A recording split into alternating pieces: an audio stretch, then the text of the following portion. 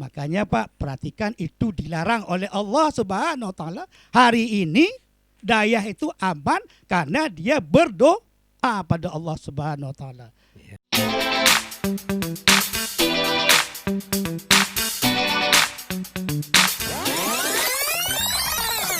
Man and Match. Oke. Roll action. Oke, kita kembali lagi setelah break barusan, tapi sepertinya Bang SAG tadi mau menjawab tapi sudah kita keburu break ya.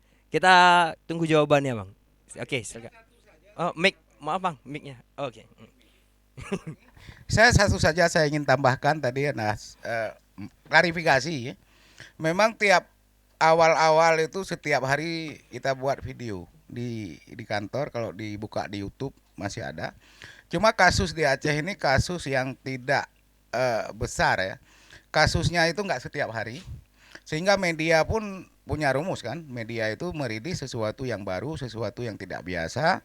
Jadi karena kasus kita tidak banyak, sehingga saya berusaha setiap hari itu selalu mencari sesuatu yang tidak biasa. Misalnya angka-angka itu kita rilis tapi dalam bentuk rilis. Karena masyarakat kita juga yang menonton televisi setelah kita lihat juga enggak begitu tekun orang di televisi, karena tekun juga di warung kopi kadang. Tapi dengan rilis yang masuk di media online, media itu biasanya di-share. Dan itu tiap hari bisa di-tracking.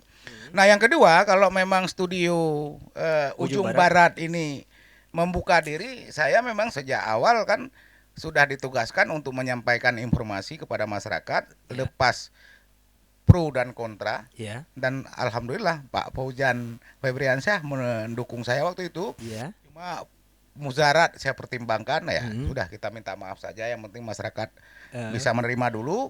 Dan saya siap saja kapan diundang datang kemari untuk menyampaikan kalau dianggap bermanfaat bagi masyarakat. Tentu apalagi didampingi oleh orang-orang muda, politisi masa depan ini, saya kira sangat membahagiakan. Tanpa mengurangi rasa hormat kepada Pak Rahmat, walaupun tidak semudah Febri gitu. Ya, tetap kita siap saja. Silakan mau mungkin setiap ada saya akan sesuaikan. Insya Allah Pak. Terima kasih nih Pak. Baik, ada masuk ini Pak pertanyaan dari netizen ya, dari subscribernya Ujung Barat. Ada 2 pertanyaan yang muncul, yang banyak sih sebenarnya yang bertanya, cuman kita saring dan 2 yang kita akan tampilkan. Yang pertama dari Nurul Husna. Dia mengatakan harusnya memang cepat-cepat masuk sekolah karena saya nggak pandai mengajar di rumah. Dan saya juga lelah karena saya juga bekerja di kantor. Itu saya nggak tahu Nurul Husna yang mana. Kemudian yang kedua adalah dari Raisa MY. Wah, ini agak sedikit tajam. Kalau anak saya terkena positif di sekolah, siapa yang bertanggung jawab di sini? Apakah Bapak Kadis atau kepala sekolah atau guru atau siapa? Terima kasih. Terima kasihnya saya bilang, Pak. Terima kasih. Gitu. Ya. Tapi mungkin ini Pak, kita keep dulu sebelum kita jawab. Kita minta sedikit pandangan atau tanggapan dari orang tua kita, Bapak Insinyur Haji Haziman MM, tokoh masyarakat, salah satu tokoh masyarakat di Aceh, untuk sedikit memberi tanggapan Pak terhadap pembicaraan kita malam ini. Baik, terima kasih. Assalamualaikum warahmatullahi wabarakatuh. Waalaikumsalam warahmatullahi wabarakatuh. Terima kasih kepada Ujung Barat yang sudah mengundang kami pada malam ini, insya Allah, dan dihadiri pada pakar-pakar dari masalah new normal dalam rangka COVID-19 ini. Jadi saya begini, sebagai tokoh masyarakat, saya kurang percaya. Karena gara-gara konflik ini dibesar-besarkan, Aceh ini jadi bermasalah lagi. Makanya dalam hal tersebut saya senang hari ini pro dan kontra. Karena kalau kita besar-besarkan ini, Tuhan marah pada kita. Kenapa kita nggak besar-besarkan pada Tuhan? Sekarang coba kita lihat masjid-masjid udah kosong gara-gara kita besarkan konflik 19 ini. Jadi kalangan Pak Pojan, Abang Pojan, kalangan adik Akbar ini harus diperhatikan nih. Ini terus saya katakan ini. Kita lihat di sini pendidikan ada dua di sini. Ada satu daya, ada satu pendidikan umum. Kenapa daya ini nggak ada yang larang? Nggak ada yang larang. Di kampung saya itu Balebut penuh, bertumpuk-tumpuk, nggak ada yang kena corona. Di Daerah Titi coba lihat tuh. Sampai dengan hari ini, minta maaf Pak juru bicara ya, saya memang kurang senang. Terus saya bilang cocok kali saya diundang malam ini. Karena kalau yang kurang senang bagi saya. Yang senang saya. Ini siapa yang tanggung jawab pendidikan Aceh ini sebenarnya?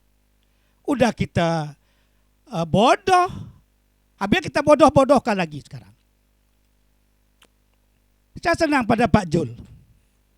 Senang juga kepada Pak Kadis. Malam ini memberi peluang kepada masyarakat, wali murid semuanya. Barangkali yang nonton itu senang sekali mendengar malam ini berbicara tentang protokol-protokol yang harus kita laksanakan. Tetapi pendidikan tatap muka ini harus. Kita lihat bisnis saya juga hancur gara-gara polemik ini. Padahal nggak ada. Coba dibuktikan sekarang saya melihat. Nggak ada yang buktikan di Aceh. Kita lihat nasional. TKA terima terus. Ini Pak juru bicara, ini harus Bapak tanggung jawab. Jadi kalau sudah dikatakan zona hijau, jangan kita buat merah lagi lah. Kita buangkan aja itu. Ngapain itu? Saya mau tanya ini kepada juru bicara ini yang aktif saya lihat. Bapak selalu katakan ya, saya orang masjid Pak, minta maaf.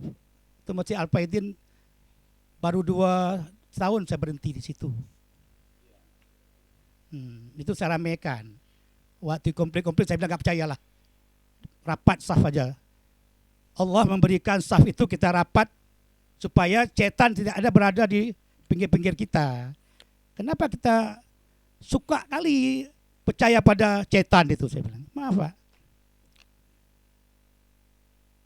Jadi makanya itu hari ini saya mendengar ada dua sisi yang sangat menarik.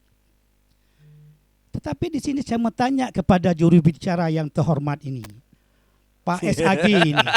Sarjana Agama, apa? SAG ya. Enggak, kita ubah sedikit SAG, Sarjana Agama, ya kan gitu kan? Sebenarnya saya pula Al-Ghadi ya Pak ya. Minta maaf Pak, karena Bapak buat sendiri, saya juga menyatakan demikian. Karena di sini, karena pro dan kontra ini bisa ketawa, bisa marah, nggak apa-apa. Nanti senyum balik kita. Saya melihat Bapak selalu di spanduk-spanduk di apa Bapak bilang, pasang masker, cuci tangan. Salam tidak boleh pakai, jangan salam. Bapak pernah katakan di situ, mari perbanyak doa, nggak ada. Sedangkan kita Pak secara sosiologis itu sama dengan itu pendidikan Pak. Ini tahu kita dicoba oleh Allah Pak. Kalau Aceh kenapa? Satu orang yang sebenarnya itu pun nggak jelas. Itu Pak di Aceh sudah nenek moyang kita Pak. 5 waktu itu sudah bersih. Jilbab dipakai oleh orang-orang. Makanya Menteri Agama dulu katanya jangan pakai cadar. Sekarang balik Pak. Inilah kutukan semua Pak kita Pak. Jadi makanya dalam hal tersebut saya harus sangat mendukung malam ini kepada dunia pendidikan Aceh. Terutama kepada Pak Kadis pendidikan yang sudah kata beliau nggak bisa mengucapkan sebenarnya. Tadi dilepaslah pada Pak Saipul, Pak Jul. Bebas di Aceh katanya. Kalau orang tua tidak mau kasih, belajar di rumah, dibantu oleh sekolah. Ini aman Pak. Ini the best saya katakan. Kalau ini yang kita buat. Kita kan ini hak demokrasi pendidikan dong. Saya kembali Pak, sekali lagi Pak juru bicara. Kenapa daya itu tidak ada istilah konflik? Kenapa kita membesarkan di umum? Apa ini? Masyarakat lain, itu lain. Makanya Pak, perhatikan itu dilarang oleh Allah Subhanahu wa taala. Hari ini daya itu aman karena dia berdoa pada Allah Subhanahu wa taala. Ya. Makanya dibukalah masjid. Jangan tutup masjid, Pak. Enggak ada. Kalau tutup masjid tambah hancur kita, Pak. Oke. Nah, makanya saya katakan adik Pojan atau abang Pojan, saya terima kasih. Beliau seorang politisi. Saya sangat senang malam ini beliau mempertahankan, tetapi adik akbar tanya dia, siapa tanggung jawab pendidikan yang akan datang? Karena dengan perhatian pemerintah kurang sekali masalah pendidikan. Jadi siapa tanggung jawab? Selanjutnya, Pak Fadil, Ustaz Fadil katakan, kalau konflik ini 5 tahun, siapa yang bertanggung jawab? Jadi murid-murid ini udah nggak mau sekolah lagi nanti. Demikian Pak, saya tanya dulu kepada Bapak juru bicara kita dengan Bapak Saiful Agani. Oke. Terima kasih. Baik, terima kasih. Assalamualaikum warahmatullahi wabarakatuh. Minta maaf, Waalaikumsalam Pak. Waalaikumsalam warahmatullahi wabarakatuh. Luar biasa Pak ya. Ada beberapa pertanyaan-pertanyaan. Kalau seandainya saya Ebit GAD, saya akan bertanya pada rumput yang bergoyang.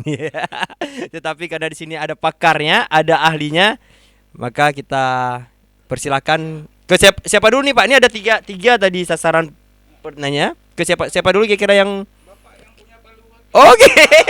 Oke. Pernyataan terakhir kepada Bang Esagi. Silakan Bang. Oke. Yang pertama, dalam rilis ada jejak digital. Selalu kalau ada kasus ya ajak berdoa masyarakat supaya mendoakan yang sakit itu segera sehat. Itu saya lakukan. Tetapi himbauan saya itu ya sekedar menghimbau, tapi yang lebih didengarkan, saya menghimbau gunakan masker karena saya punya latar belakang orang kesehatan. Tapi kalau saya bilang berdoalah, mungkin Bapak yang himbau lebih didengar ya. Tapi tetap kita himbau itu, tetap ada di rilis-rilis kita. Nah, yang kedua, kita bukan soal setuju tidak setujunya dibuka sekolah. Yang persoalannya ada waktu saya rasanya belum mengatakan tidak setuju. Serahkan kepada ahlinya, berdasarkan hitungan-hitungan epidemiologis memang memungkinkan sekolah itu kita buka, ya sudah, going, jalan. Nah, lalu kenapa Dayah? Nah, Dayah itu kurikulumnya tidak mengikuti kurikulum nasional, yang kewenangannya memang ada di gubernur. Yeah. Tidak mengikuti kurikulum Dekbud, Departemen Agama. Ya, ini kan soal kewenangan yang saya bilang tadi. Ada ekspektasi besar pemasyarakat kepada gubernur, tapi ada kewenangan juga yang terbatas. Nah, kenapa pesantren di Dayah Salafi, katakanlah Lungi tadi Salafi ya, itu 2 Juni itu sudah diaktifkan atas permintaan para kaum ulama, kemudian dengan berbagai pertimbangan, tetapi ada prosedur protokol kesehatan yang diterapkan kembali. Cuma kenapa santri berbeda di Dayah? Mereka tinggal seperti dalam rumah besar. Mereka di antara orang tuanya di rapid test kerjasama dengan puskesmas, kemudian masuk ke situ, kemudian orang tua tidak boleh bolak-balik masuk, orang tidak boleh balik masuk. Jadi lebih kepada tingkat protektif yang tadi Ustadz sampaikan, guru hanya bisa membatasi melihat di sekolah. Ya. Tapi pada saat dia naik sudaku, pada saat dia di luar, sudah di luar pantauan guru. Tapi kalau di Dayah itu memang 24 jam dalam pemantauan. Itu saja yang membedakan. Yang pertama dari kewenangan ada sama kita, sama gubernur, karena nggak mengikuti kurikulum nasional tadi. Ya. Yang kedua dari sisi tingkat resiko kontrol yang dilakukan protokol kesehatan itu bisa dilakukan. Tetapi kalau kami pemerintah kembali kepada rekomendasi para ahli, sehingga setiap keputusan itu bisa dipertanggungjawabkan, baik kepada masyarakat maupun kepada kami. Tidak akan berada pada posisi yang berbeda dengan para ulama. Nah, ulama juga diminta atau tidak tetap memberikan masukan kepada pemerintah. Nah, karena itu tidak ada pertentangan. Nah, kalau misalnya masyarakat tadi, ingin sekolah, ada satu yang penting barangkali ini juga pelajaran kita, Pak. Ini bagi Pak Fitri juga. Saya sudah lama bertanya ini. saya dosen 20 tahun. Untuk menjadi dosen, saya paling tidak saya harus ada akta 3. Untuk menjadi guru, saya harus menjadi lulusan FKIP minimal. Ganti mic. Ini menarik Pak Fitri, karena ini new normal. Ternyata tantangannya sejauh mana kita mempersiapkan pengantin baru untuk menjadi guru bagi anak-anaknya. Karena kita untuk menjadi guru anak orang, saya harus lulusan FKIP minimal Pak. Tapi untuk menjadi guru anak kita nggak pernah dipersiapkan. Itu dia tadi Pak. Nah, karena itu barangkali berkah dari dibalik musibah ini barangkali penting. Bagaimana pranikah, proses pernikahan sehingga orang memang siap menjadi guru. Bagaimana kalau seandainya para guru barangkali sudah berbeda, tidak sesuai dengan nilai-nilai kita, ya, orang tua menjadi guru. Dan ini sudah dilakukan di banyak negara. School home di banyak negara itu ijazahnya diakui oleh negara karena memang orang tuanya siap mendidik. Tetapi jangan gelisah juga. Saya baca surat edaran Menteri Pendidikan, pendidikan jaringan tadi, apa istilah Pak Bojan tadi? Daring tadi, tetap aspek-aspek life skill, keterampilan hidup, etika itu tetap harus berjalan. Cuma dilarang untuk full kurikulum karena dengan segala keterbatasan. Tapi kita berharap sebelum 13 Juli kita doakan kasus di Aceh 0 karena ukurannya 14 hari Pak. Ya. Kalau 14 hari nggak ada kasus, nggak ada kematian, arti kata kita hijau. Kasus baru ya Pak maksudnya ya? Kasus baru.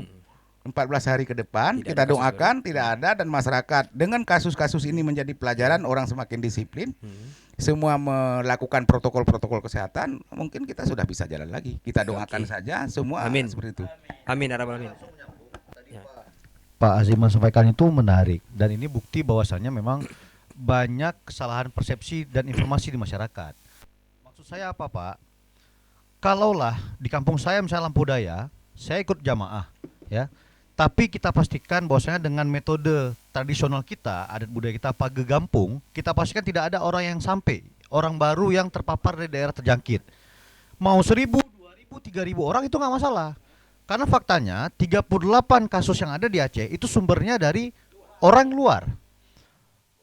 Makanya jangan seolah-olah kita dilarang berjamaah, bukan itu. Ini yang saya maksud kesalahan persepsi.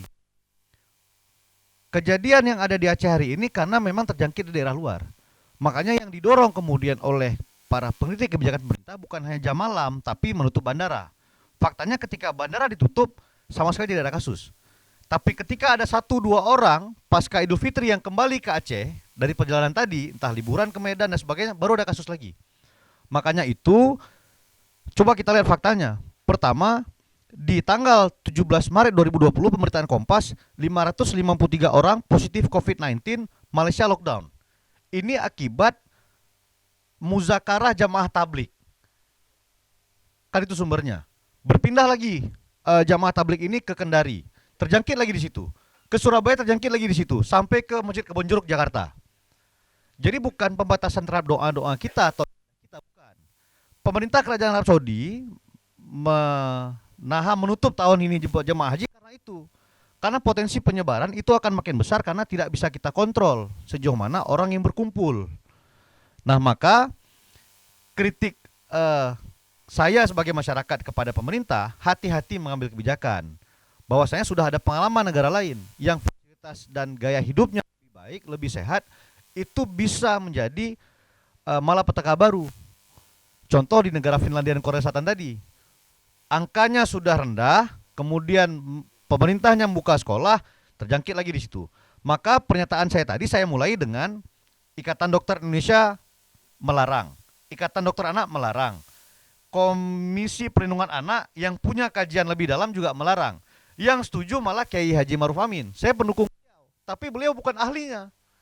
DPR RI juga setuju, bukan ahlinya. Makanya dalam hal ini saya banyak kesamaan pandangan dengan Pak Kadis dan Bang Jubir, bahwa saya memang kita serahkan ke ahlinya.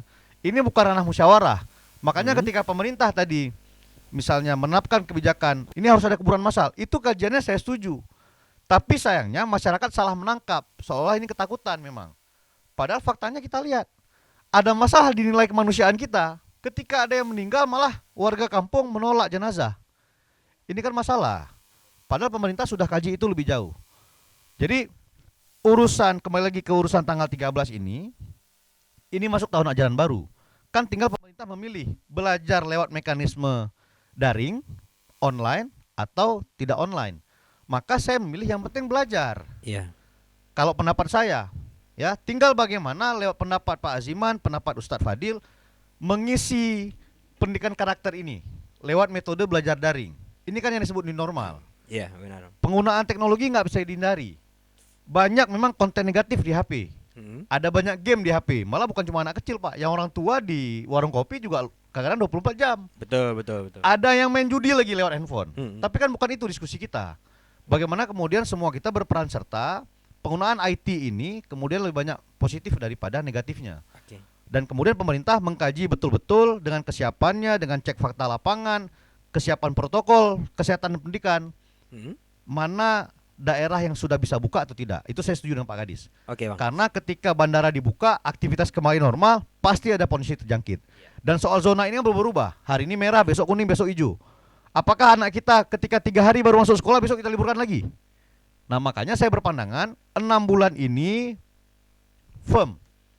Kebijakan kita tegas oleh pemerintah berwibawa, tunda dulu pembelajaran tatap muka, belajar tetap lewat daring.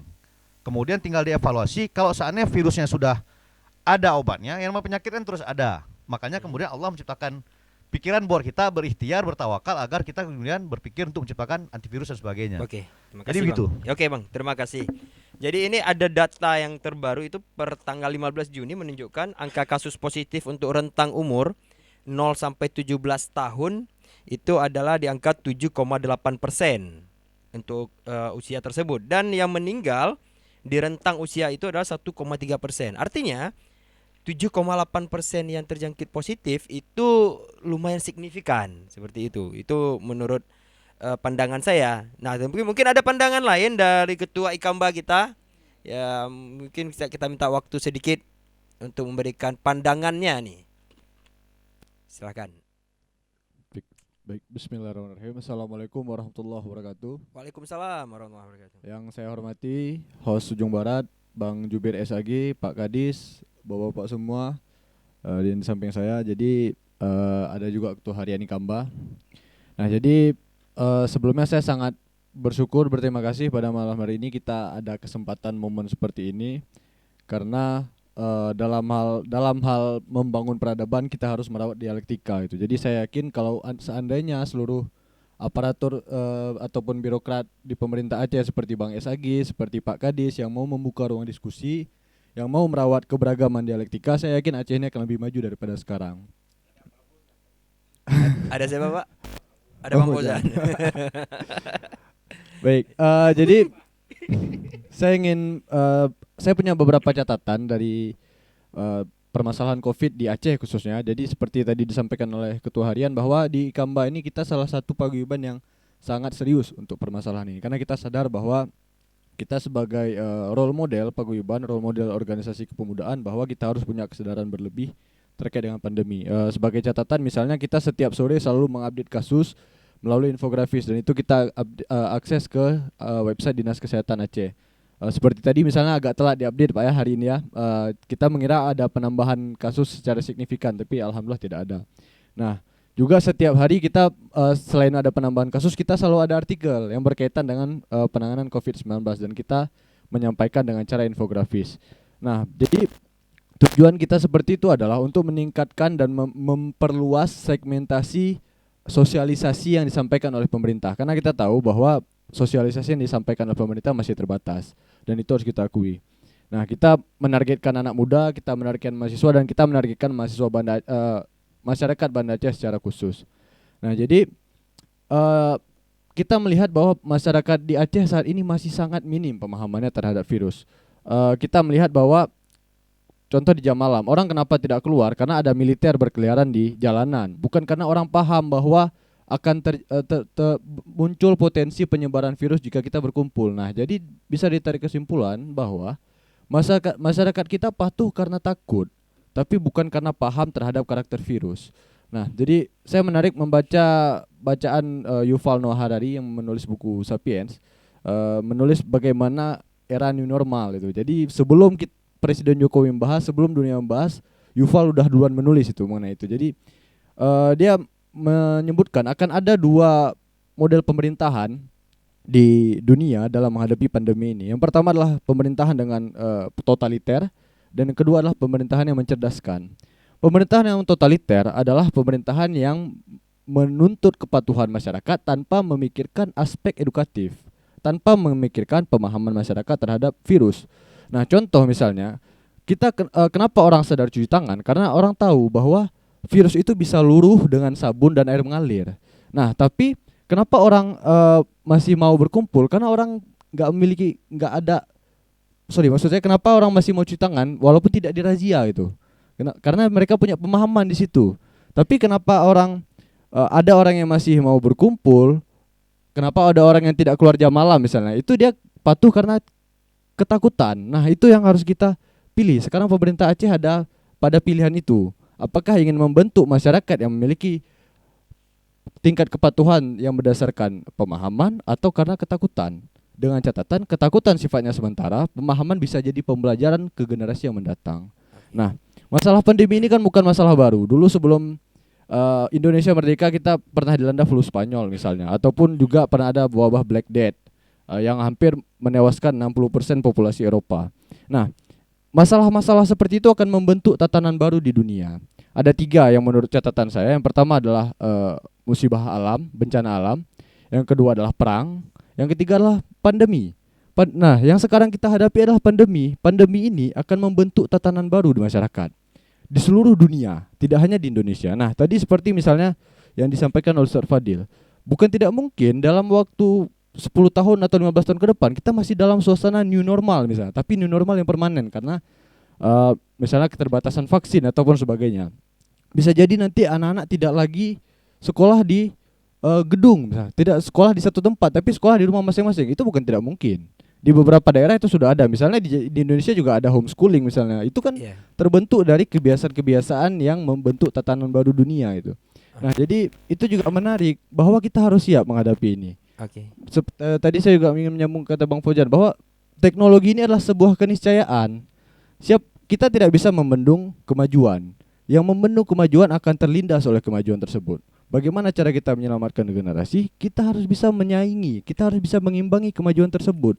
Kita harus bisa membentuk arus yang bisa menyelamatkan kita di arus kemajuan. Nah, jadi itu yang menjadi pemahaman saya selama ini, dan juga itu saya sampaikan kepada kawan-kawan. Nah, satu lagi, salah satu contoh sederhana yang menunjukkan ketidakpahaman masyarakat kita adalah contoh misalnya di komentar berita di Instagram. Jadi saya sering melihat misalnya di kanal-kanal berita Instagram itu update kasus. Ada orang-orang yang misalnya beberapa orang yang berkomentar, ada penambahan 10 kasus pun saya nggak percaya corona ada di Aceh. Nah, saya secara pribadi saya melihat, saya orang Aceh itu. Tapi ini adalah bentuk pemahaman saudara saya terhadap kondisi kita sekarang. Kita tidak paham tentang karakter virus ini. Kita hanya patuh, kemarin kita sempat patuh karena kita takut, karena ada militer, karena kita trauma konflik itu terbuka kembali itu. Nah, jadi ini yang sangat kita sayangkan sekarang. Mungkin saya nggak mau mengklarifikasi komentar-komentar mereka karena nanti takutnya tugas Bang Jubir saya ambil alih itu, Bang. Jadi saya baca saja, saya baca saja. Benar. Jadi saya baca saja, saya jadikan iktibar dalam hati saya sendiri. Nah, satu lagi juga mengenai sekolah dari rumah. Kita juga mengalami misleading di sini. Kenapa? Orang beranggapan sekolah di rumah ini adalah libur sekolah. Padahal kan ruang belajarnya berpindah. Kalau dulu kita belajar di dalam ruangan, sekarang kita belajar di rumah masing-masing. Nah, ini yang harus juga kita berikan pemahaman. Mungkin kurikulum tentang wabah, tentang pandemi bisa dimasukkan. Seperti dulu saya ingat waktu SD ada misalnya tentang penyakit seks menular misalnya. Itu ada di kurikulum. Ada walaupun sedikit porsinya, tapi mungkin masalah pandemi ini bisa juga dimasukkan karena saat ini pemahaman kita terhadap pandemi masih sangat kurang karena kita belum pernah merasakan dampak yang begitu besar seperti Covid sekarang. Misalnya seperti flu burung ataupun pandemi-pandemi lain, HIV itu tidak semenular sekarang, itu tidak semasif sekarang dampaknya. Sehingga ini menjadi PR kita bersama yang saya rasa harus diperhatikan. Saya juga memiliki saran terkait dengan sosialisasi. Saran saya terakhir, mungkin bisa dilibatkan Pak Jubir itu anak muda seperti misalnya dari Kamba ataupun dari kawan-kawan yang lain. Terus juga influencer-influencer. Kita melihat di misalnya di pusat. Nah, tadi baru juga kita bahas mengenai Dr. Raisa, Pak Jubir. Mungkin kalau misalnya di Aceh ada wajah-wajah segar yang menyampaikan informasi, saya rasa kan ada gairah masyarakat untuk Jadi tahu informasi. Bang SAG belum segar gitu. Atau gimana? Sengaja tadi nggak Wajah kita segar. sebut supaya di Enggak, katanya wajah segar, Bang. Wah, ini bahaya body nih, Bang. shaming, Bang. Jadi saya rasa ini yang harus kita ini kita harus bisa menyesuaikan dengan zaman itu. Walaupun Ya. pemerintah pusat dikritik gara-gara menggait influencer, tapi mau nggak mau orang lebih memperhatikan itu. Walaupun misalnya Ya, orang benar. mengkritik pemerintah pusat menggait Dr. Raisa supaya blunder-blunder komunikasi pemerintah dimaafkan. Tapi ternyata orang memperhatikan gara-gara ada influencer itu. Mary Riana menyampaikan motivasi-motivasi yang terkesan klise, tapi ternyata masyarakat lebih memperhatikan daripada Dr. Ahmad Yuryanto. Dan saya rasa itu bisa diadopsi. Iya. Sama-sama nih Pak ya, sama-sama segar. Iya, iya. Jadi saya rasa ini bisa menjadi masukan dan saya rasa harus dilibatkan oleh seluruh, karena COVID-19 ini adalah masalah multidimensional, menimbulkan dampak multidimensional sehingga penanganannya pun harus melibatkan multisektoral. Nah, saya rasa ini saja. Sekali lagi terima kasih banyak. Mudah-mudahan ke depan bisa diskusi-diskusi seperti ini. Kita di Aceh masih sangat kurang, Pak. Keberagaman dialektika harus bisa kita rawat. Saya juga sering melihat komentar Pak Esagi di Twitter misalnya, Bang Pojan juga. Saya senang mengikuti itu, Pak, karena di Twitter saat ini menurut saya salah satu ruang diskusi yang waras. Artinya dengan karakter terbatas kita harus bisa merumuskan pikiran secara on point, dan saya rasa dialektika tersebut harus terus kita rawat agar Aceh bisa menjadi peradaban yang lebih maju daripada sekarang. Terima kasih sekali lagi. Assalamualaikum warahmatullahi wabarakatuh. Waalaikumsalam warahmatullahi wabarakatuh. Luar biasa ya. Iya benar Pak. Nanti mungkin kalau ini kita konsisten Pak, 2 tahun lagi nanti yang akan duduk di sini orangnya sama, tetapi dengan posisi yang berbeda Pak. Ini mungkin bisa menjadi wali kota atau gubernur. Sebelahnya menjadi DPRA ya. Dan saya tetap menjadi host Ujung Barat Pak. Iya benar. Pak Jubir juga sudah berganti. Berarti kita doakan COVID ini menghilang. Layak Pak. Pak Kadis mungkin nanti akan menjadi menteri, ya. Amin Pak. Kan tidak ada yang salah dengan doa Pak. Benar. Tapi tadi yang menarik dari Bang Laju adalah SD sudah belajar pelajaran seks menular Pak. Saya nggak tahu itu ada apa tidak. SD Bang Laju sudah belajar pelajaran. Ya, PS, jadi apa? saya teringat ini waktu Benar ya? kelas 6 SD di salah satu soal UN itu adalah tentang penyakit menular seksual yang bisa. Jadi maksud saya begini, poinnya adalah walaupun ada sedikit tapi membekas sampai sekarang. Saya rasa kalau misalnya masalah pandemi ini walaupun porsinya sedikit, itu akan membekas selama 10 tahun ke depan, 20 tahun ke depan. Siapa yang menyangka tiba-tiba dalam 50 tahun ke depan ada pandemi yang lebih parah daripada sekarang. Kita kan nggak tahu. Karena salah satu saya mengutip lagi perkataan Yuval tadi bahwa dalam buku dia Homo Deus, pandemi ini disebut sebagai awak kapal yang mematikan. Kita tidak bisa melihat awak kapal hantu maksudnya. Kita tidak bisa melihat, tapi dia akan meneror kita semua itu, dan itu akan membahayakan peradaban. Betul. Karena seperti demikian. di Semelu itu kan ada hikayat tentang tsunami. Ya, sehingga smog. walaupun sudah lama berlangsung kejadian itu, tapi saat gempa itu mereka merefleksikan apa yang mereka pahami gitu. Mungkin sebelum kita sampai ke ujung acara sesi dan kita minta kepada Pak Kadis, cuman mungkin tadi pertanyaan dari Raisa MY ini, iya, siapa yang bertanggung jawab ini gitu. Jangan sampai nanti akan ada kambing hitam. Ya, yang sudah ada orang-orang yang mungkin saat nanti ada apa-apa lepas tangan. Nah, tapi ini siapa yang bertanggung jawab? Mungkin ini pertanyaan dari Raisa MY ini menarik gitu. Mungkin bisa sekalian dijawab, Bapak. Silakan, Pak. Terima kasih. Pertama sekali kendati pun di akhir ya. Iya. Kami Boleh, Pak. Mau tambahkan nanti boleh juga. Kami sendiri dari Dinas Pendidikan bersama Pak Kabid SMA, Pak Zulkifli MPD, kemudian juga Pak Jubir. Iya. Merasa berbahagia dan bersyukur sekali dipertemukan dengan potensi-potensi luar biasa itu tentu dari anak muda kami ini. Jadi hope kita muncul nih, bahwa kondisi ke depan itu insya Allah. Makanya Masa depan itu sebenarnya apa yang kita siapin hari ini, besok, dan seterusnya. Itulah masa depan. Makanya kalau ini kegiatan dialektika ini bisa dibangun terus menerus, itulah yang akan kita sosok masa depan itu. Jadi bukan nanti masa depannya, disiap. Betul. Jadi kami merasa bersyukur dipertemukan nih Adina Akbar, kemudian Razu ya, Ya, Raju. kemudian juga nih Bang Ojan nih. Ya. Terus istiqamah itu yang paling penting. Benar. Itu yang paling penting istiqamah. Saya Ya. enggak, Pak.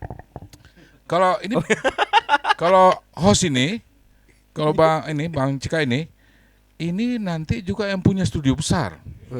Iya.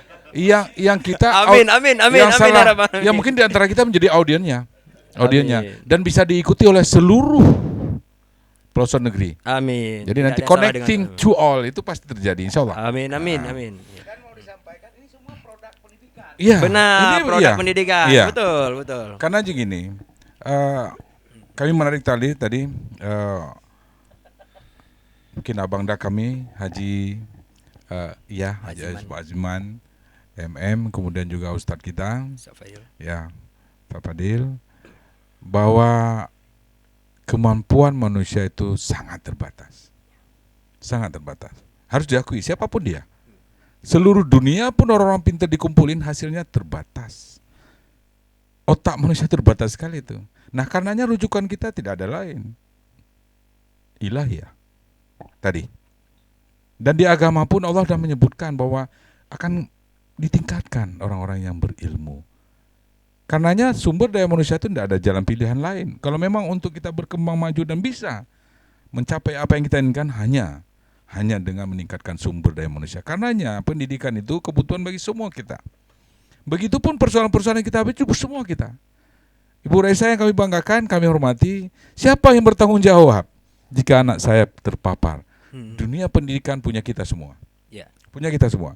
Ikhtiar kita bersama bahwasanya kita sepakat dengan protokol kesehatan. Karena itu adalah hasil rumus-rumusan orang-orang yang bertanggung jawab, orang-orang yang punya otoritas untuk itu, ahlinya di situ. Kita sepakat mengikhtiari diri seperti itu, bukan menolak takdir, bukan.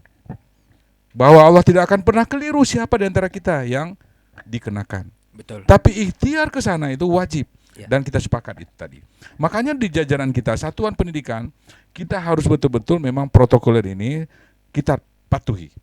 Seperti yang disampaikan Bang Ojan tadi. Ya. Patuhi dan mampu dijalani. Hmm. Nggak hanya patuh tapi nggak dijalani juga Ya. bohong. Satu. Yang kedua, satuan pendidikan keseluruhan harus juga mengikuti OP atau protokol pendidikan Ya. secara item per item. Nah ini yang harus kita faktakan. Hmm. Makanya 13 Juli itu sebagai tahun ajaran baru bukanlah persoalan bagaimana apakah tatap muka kah atau BDR lanjutkah dengan pola-pola yang sudah kita tawarkan tadi. Iya. Ini tidak ada terjadi pergeseran taruh ajaran.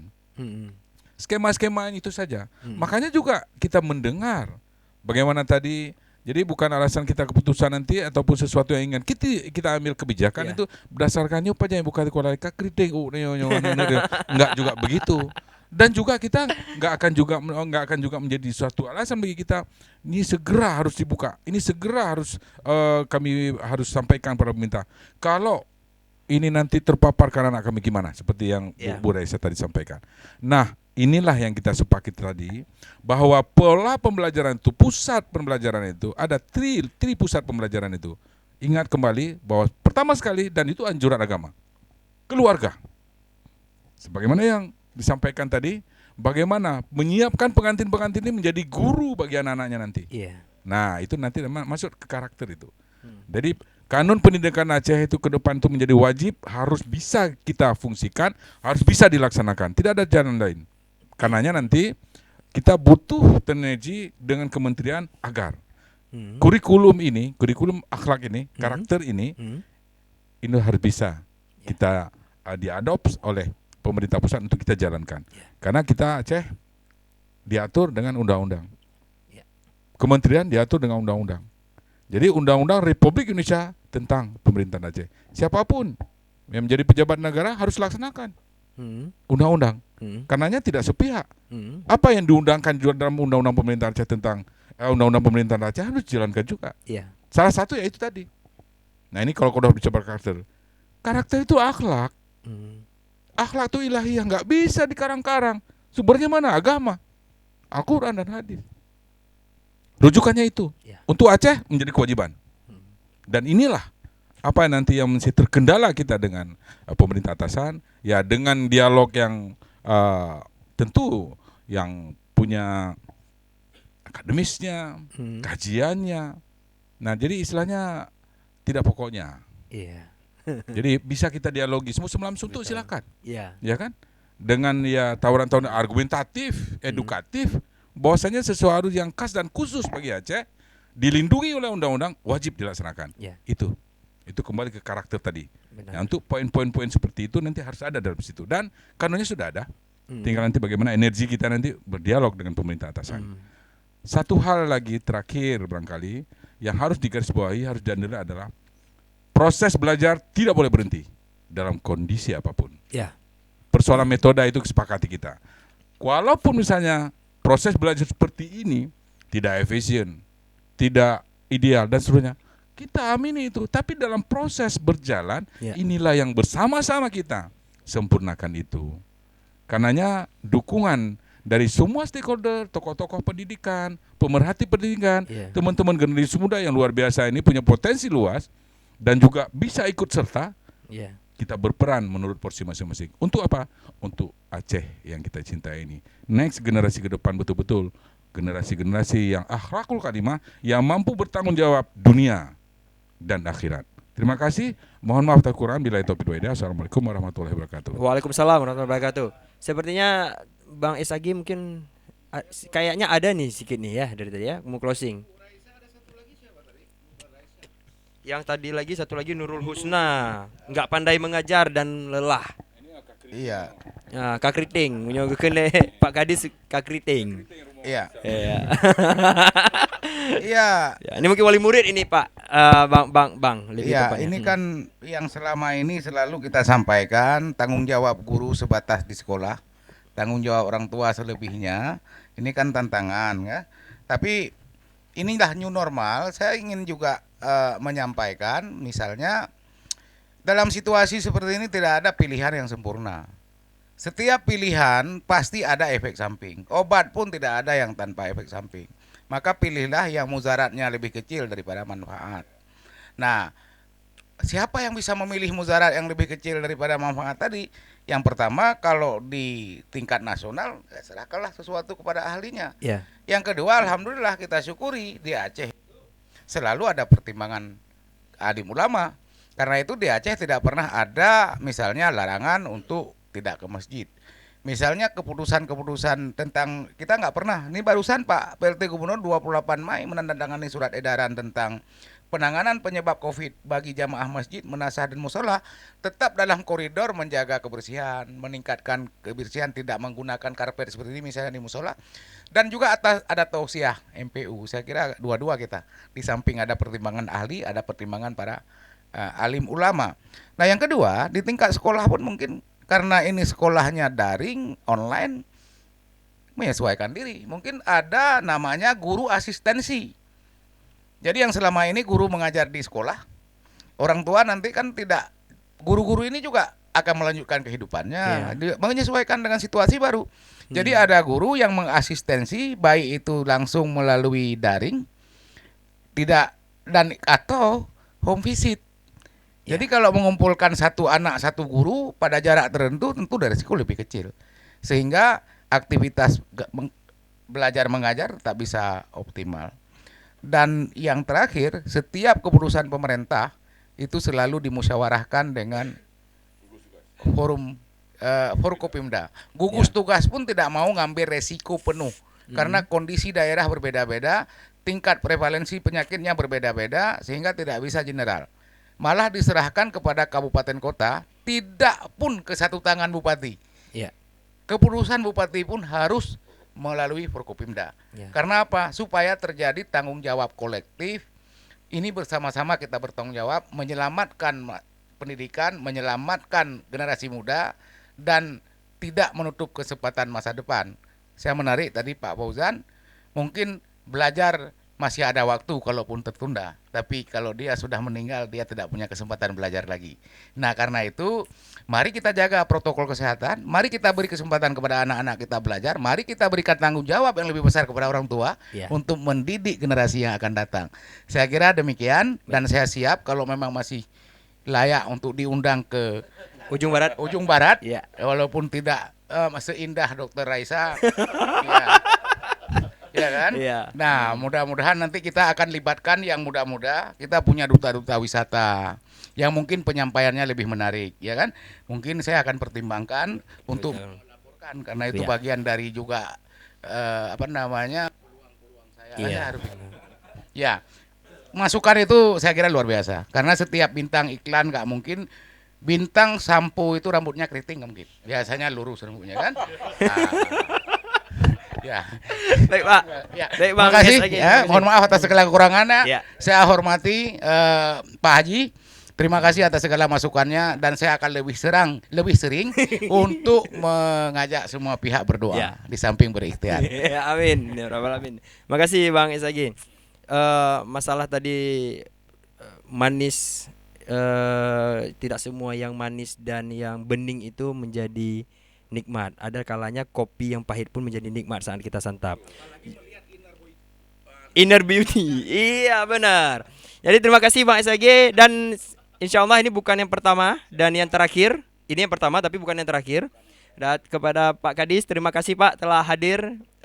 Bang Fauzan, terima kasih. Bang Akbar, Ustadz Fadil, Bapak Haziman, Pak Zulkifli, Bang Laju, terima kasih. Dan Ikamba, terima kasih kepada Nurul Quran juga dengan kolapsnya kita 3 lembaga ini, sehingga agenda malam ini terlaksana dengan baik, dan insya Allah ini akan menjadi agenda rutin kita selain agenda podcast-podcastnya Ujung Barat. Yang belum subscribe silakan subscribe. Sebelum saya akhiri, mungkin ada yang ingin saya bacakan sebuah narasi. Segala hal akan ada beberapa yang menjadi pilihan. Rezim saat ini pasti sudah mencerna dan menganalisis sebelum mengeluarkan sebuah kebijakan. Pasti akan ada polemik di setiap argumen yang dilontarkan. Ya, tinggal kitanya yang percaya kepada pemerintah atau tetap oposisi dalam hal yang belum tentu kita pahami dengan benar. Para guru tetaplah mengabdi untuk memberi pendidikan. Para wali murid, bimbinglah anak agar tetap menjaga kesehatan. Para muridnya, semangatlah belajar walau dalam apapun keadaan. Nah, untuk kita semua, teruslah ikhtiar dan berdoa demi keselamatan. Disposisi, diskusi, polemik dua sisi. Saya Cika Setiadi, salam Ujung Barat. Assalamualaikum warahmatullahi wabarakatuh.